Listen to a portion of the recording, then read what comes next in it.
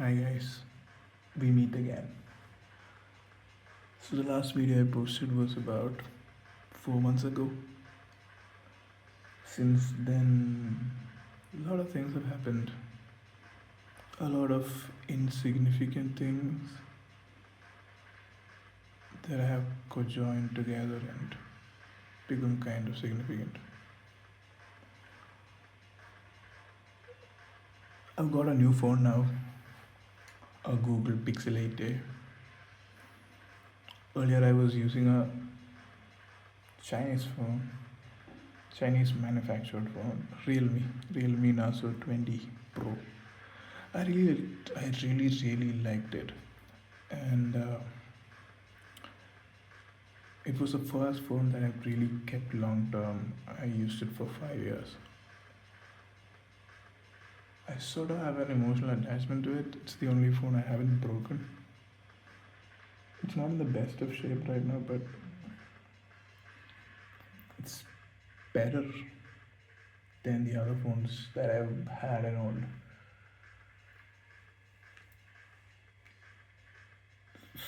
There isn't a lot different from the budget phone that I had, Realme Naso 20 Pro, and the mid-range phone that I have right now. I mean, of course, the differences are to be celebrated and enjoyed. I really love the camera quality. I love the interface, the integration of AI, and how convenient it makes my life. That said, fundamentally, I haven't seen a lot of difference between both these devices. Maybe it's because I haven't used the flagship device yet.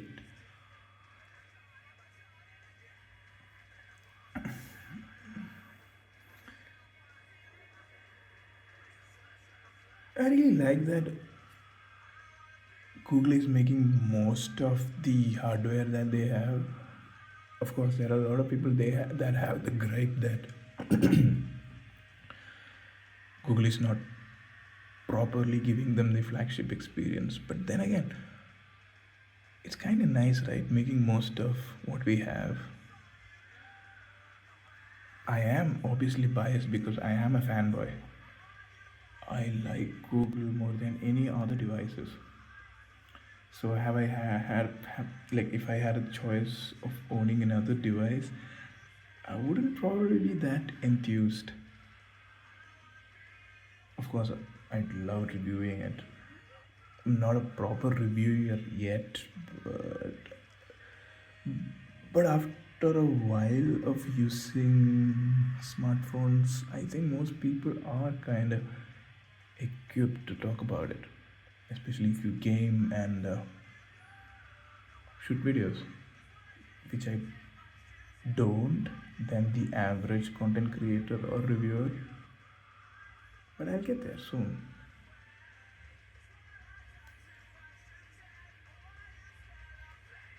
Anyway, so the point of me playing this game is so that my viewers won't feel bored. I mean, not really. The content is nice, but then again, we're so used to moving backgrounds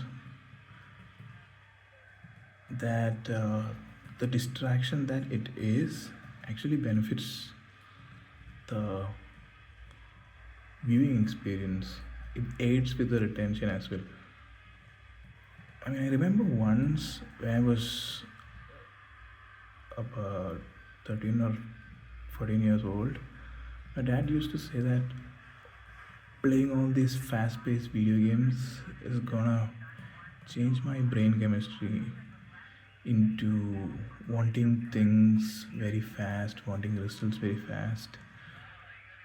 And it's very ironical because the whole of my generation kind of wants the same thing.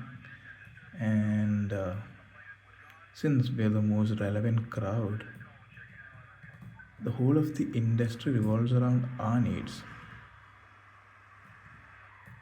That's not entirely true, but it is true to a lot of extent. with the advent of AI and its uses, not just AI, the social media scene, the content creation scene, and why it's become a very lucrative career. At the base of it all, it's kind of primitive because people have always been drawn to other people's opinions. People have been drawn to the subjective experience which they want or make themselves believe that is objective. But that's fine. That's how it is. I mean, it was kind of funny seeing the tariff situation in the international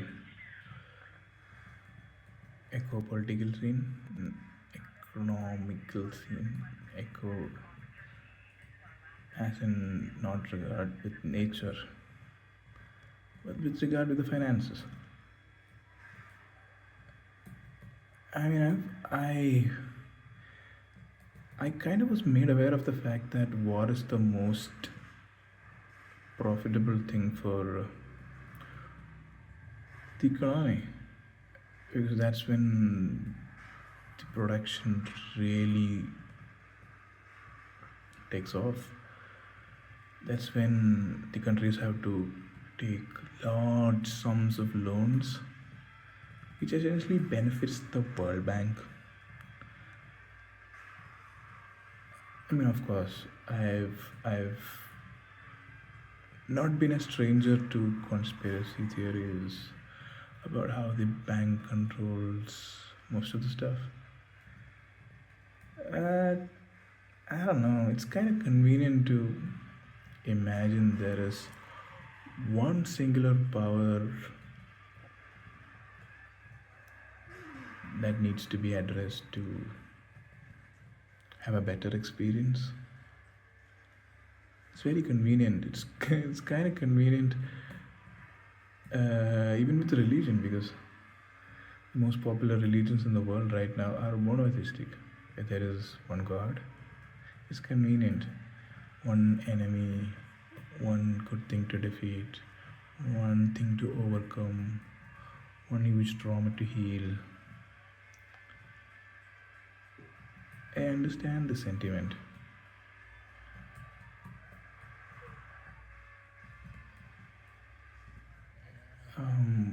What was I saying?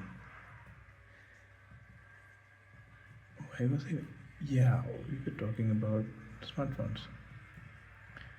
Anyway, I like how they are making the most of their hardware. So the Exynos chip that is used to make Pixel phones, those are branded as Tensor. They're not the best, but they're really good. You know the way they are optimized. It's very smart. So it functions really well. I don't know how they do it. I mean, I know how it, I know it's AI, but I don't know exactly how it works. I know the basics that they study your patterns, algorithms, so that you have a better experience. Okay, I had a friend. I mean, I still have that friend. I have a friend who told me that having the name artificial intelligence is what puts a lot of people off because it is not really artificial, the intelligence, it's based on us humans. So making it sound artificial, it's kind of discrediting the whole of human contribution to it. It happens a lot, especially when there are a lot of content creators and there's a lot of branding going on. Names and the meanings attached to them are very significant because, like I said before, since everything is a subjective experience, the meaning attached to them are important. I mean, I could be um, I could be feeling special connections to a particular brand because of meanings and interpretations that I assign, but in a normal conversation, the only thing that is brought up is how much I like something, and the intensity of how I like is mostly the thing that is communicated than the nuances. And obviously, nuances are very subjective, but liking something is subjective because it's a generally understood idea than niche understanding.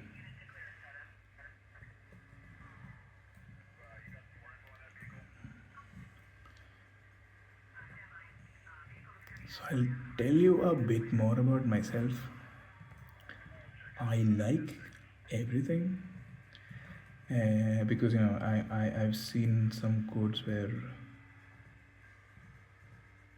seen some quotes which I've resonated with, which go along the lines that everything in this reality is delicately intertwined with something other, like quantum entangled, like superposition, because everything is superposition, everything is the center of everything. Like that, everything is connected to everything else. So I am fond of everything.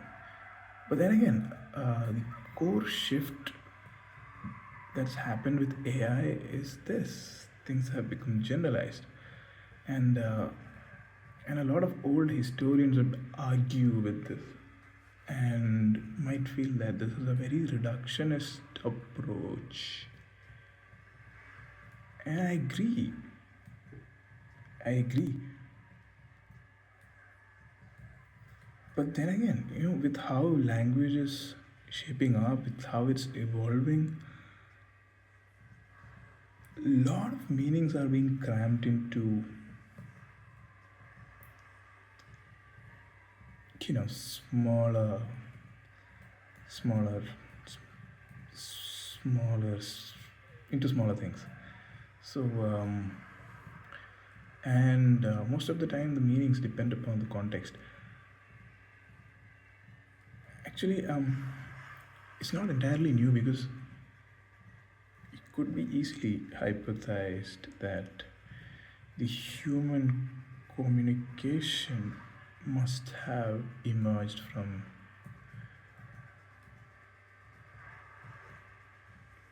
similar sounds but with different contexts. And that's the same that's happening now. Does that mean that we are going primitive? No, never. I mean, it's easy to reduce it and believe that we are going primitive. But then again, you do something out of, I don't know, out of accident, which works, and then you understand why it works. And while you understand why it works, it becomes very complicated. But then, after you know why it works, you know the inner meanings, but it becomes simpler again. So, I would argue that acting primal or primitive doesn't entirely mean that we've lost understanding. It's just that we know it more instinctively now. I mean, we've always known it instinctively, but now we know it better. So we've made it a conscious choice to not delve deep into it because we have already dwelt deep and we know it. No point in dragging it out again unless there is a point. So, why I was saying about this is because a lot of us, with all these bit sized information that we gain from TikToks, Instagram Reels, these are really relevant and these are tailored to our algorithms. So it's based on what we like and what we respond to. And we obviously are not alone, we have friends. So we know each other a lot more than before. And a lot of people feel that that's a bad thing. The mystery is good. But what people don't realize is that even though you know a person really well, that doesn't necessarily take out the mystery of who they are, because a person is ever changing. With new stimuli, a person responds and changes. And with all the new stimuli that is available right now, a person is never set. A person is always fluid. It has always been that way, but now it's quicker. So fluidity is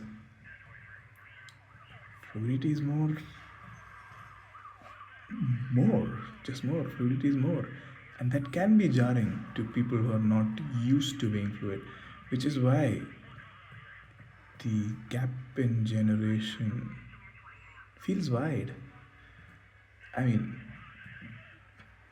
myself currently being in the middle, I can relate to both of them, the newer ones and the older ones, because I've seen the transition, I've felt it, I have been through it. But at the farther ends of birth, it's a totally different story. I mean, imagine the younger ones, they are born right into this world where immediate actions are appreciated and required. So they don't think much, they're more action oriented. Whereas the older generation, they have really thought things through, and their decisions are based on them.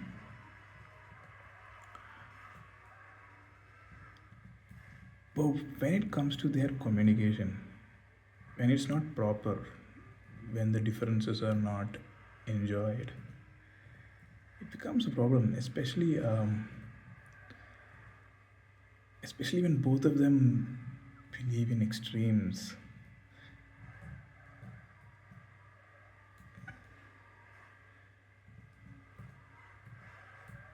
I mean, the education system, although these differences are being addressed, the transition is not very smooth yet. Maybe when we zoom out and when we perceive things in hindsight, it might make more sense. But as of now, it's not entirely evident.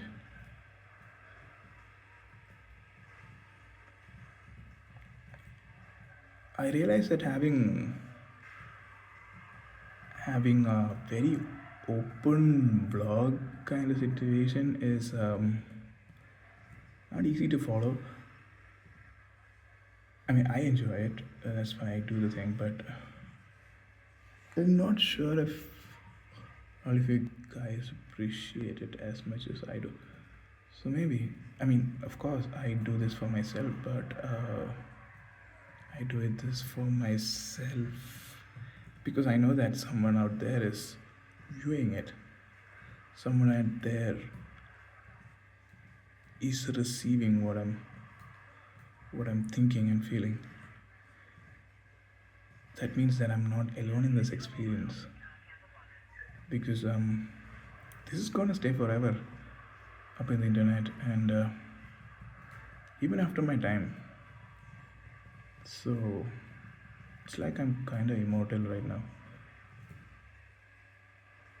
in a very metaphorical way.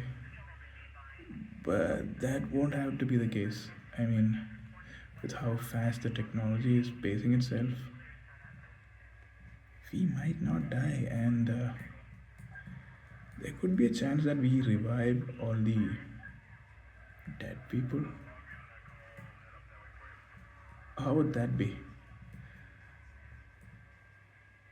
So,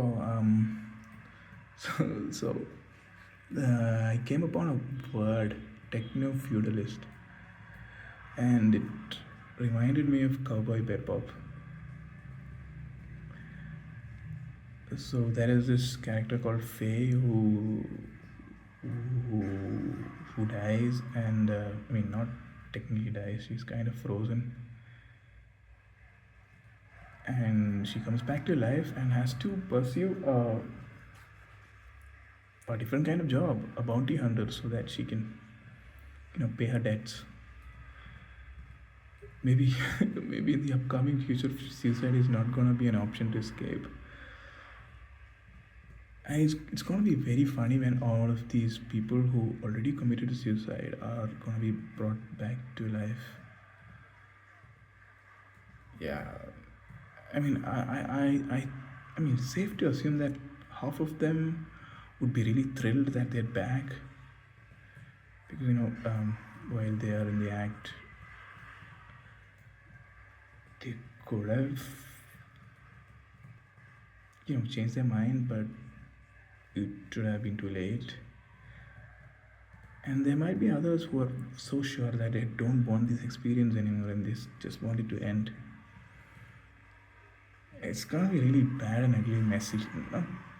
Yeah, when those come back. I mean, what's gonna happen then? Sleep? What if a person wants to end it? What are they gonna do? Sleep for long? Yeah, that essentially makes that death is temporary. Life is permanent. And on that fine thought, I end this video. And from next on, I'll just think of a topic and structure it. Make it more linear and not fully stream of conscious. I don't know. I'll do it. I might. Okay. We are heading into the golf course. It's all green. My car is green. It's purple. Bye bye, guys. See ya.